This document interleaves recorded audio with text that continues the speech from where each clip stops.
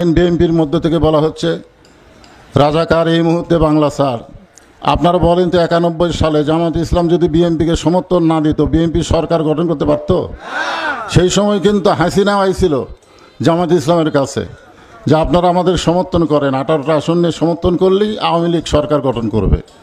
কিন্তু জামাত ইসলাম আওয়ামী লীগের চাইতে বিএনপিকে একটু ভালো মনে করত, এই মনে করে সমর্থন দিছে, তাদের মাধ্যমেই সরকার গঠন করেছে। 2001 সালে আমরা জানি একসঙ্গে জামাত বিএনপি ছিল। এখন পায়ের তলায় মাটি নাই, চাঁদাবাজদের ঠাঁই নাই, যার কারণে তারা বলতেছে রাজাকার এই মুহূর্তে বাংলা ছাড়া। আমরা বাংলা ছাড়ার লোক না, বরং আমরা বাংলাদেশেই থাকব।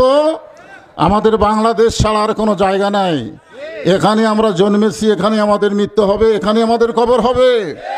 কিন্তু যারা জুলুম জালেম করবে তারাই বাংলাদেশ ছেড়ে অন্য দেশে যাইতে বাধ্য হবে। তুমি কে, আমি কে, ওরা কারা, ওরা কারা, সাদাবাস, ওরা কারা, ওরা কারা, তুমি কে, আমি কে,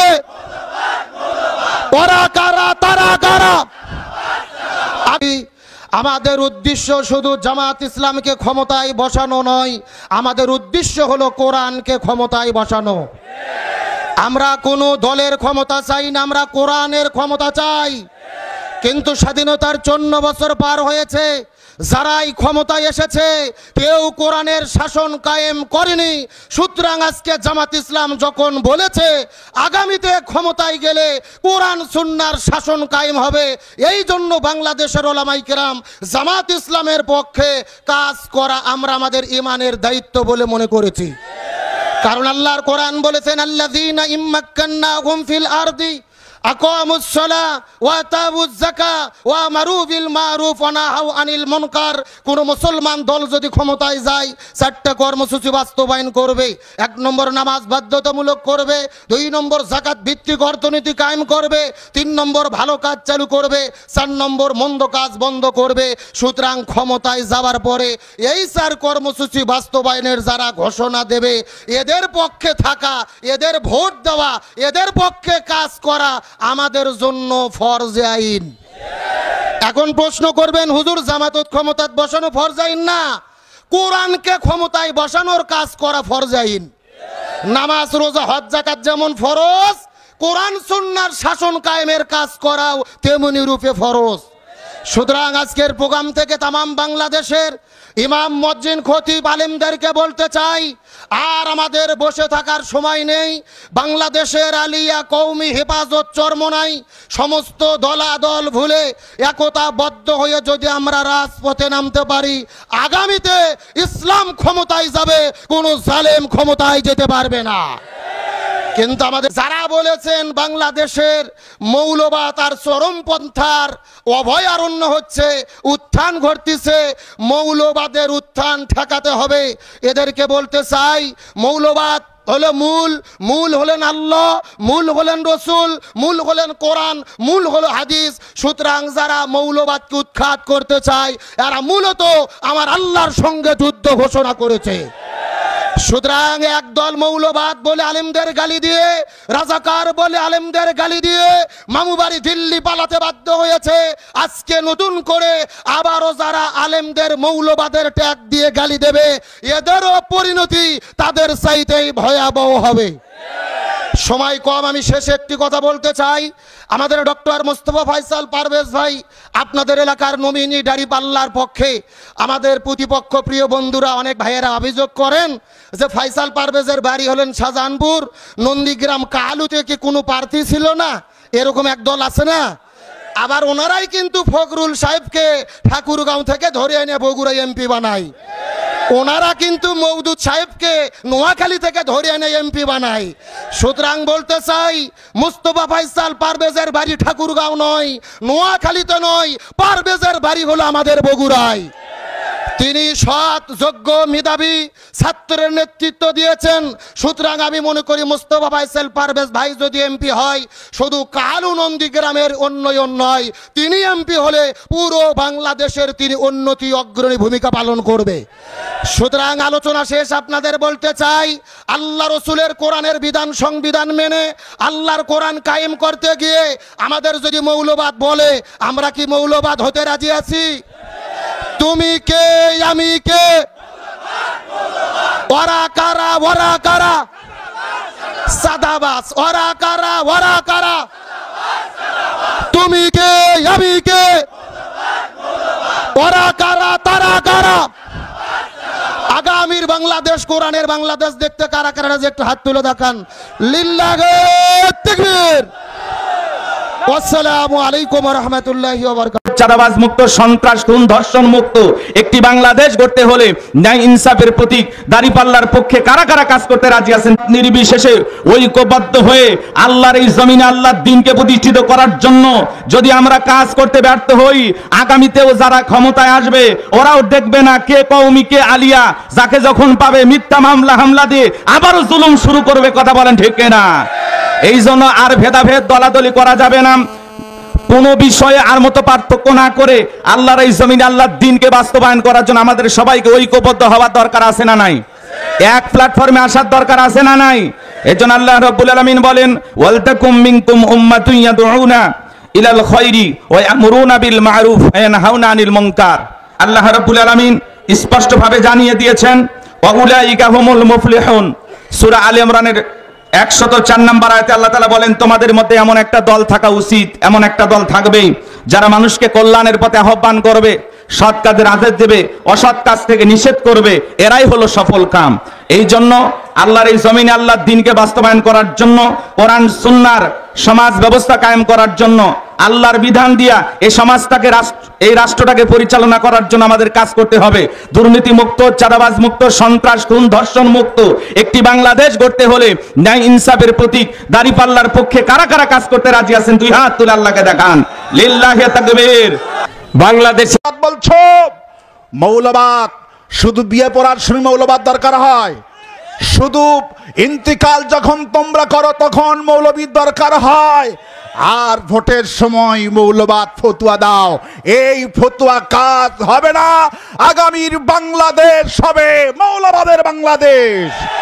মূল হলো আল্লাহ, মূল হলো কোরআন, মূল হলো হাদিস। আমরা আছি মূলে। আমরা কোথায় আছি বলেন? আমরা আছি মূলে, তোমরা আছো আগায়।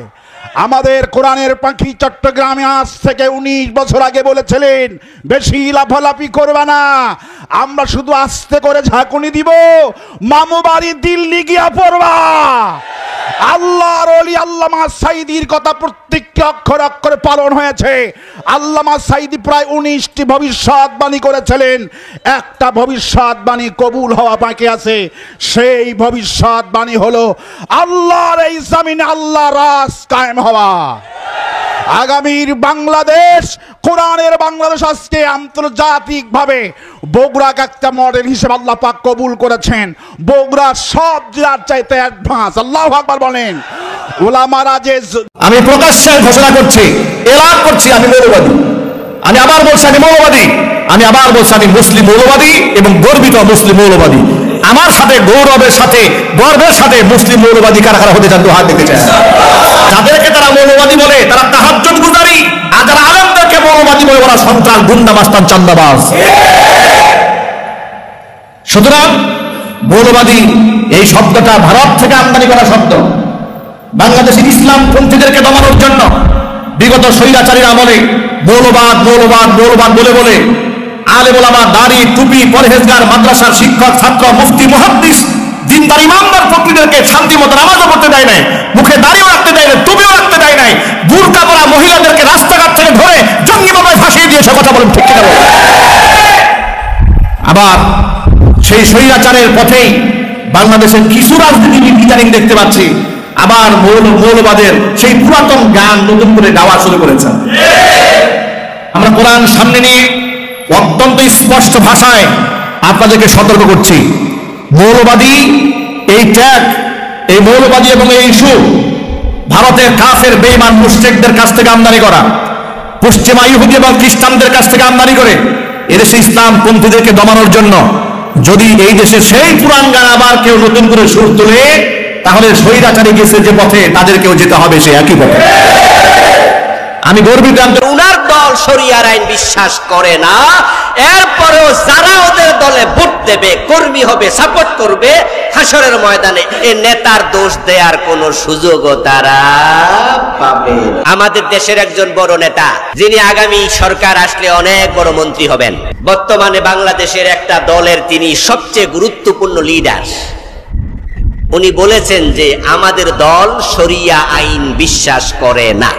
তাহলে বাংলাদেশের একজন টপ মোস্ট লিডার পরবর্তী সরকার আসলে বড় মন্ত্রী হবেন তারা ধারণা করছেন।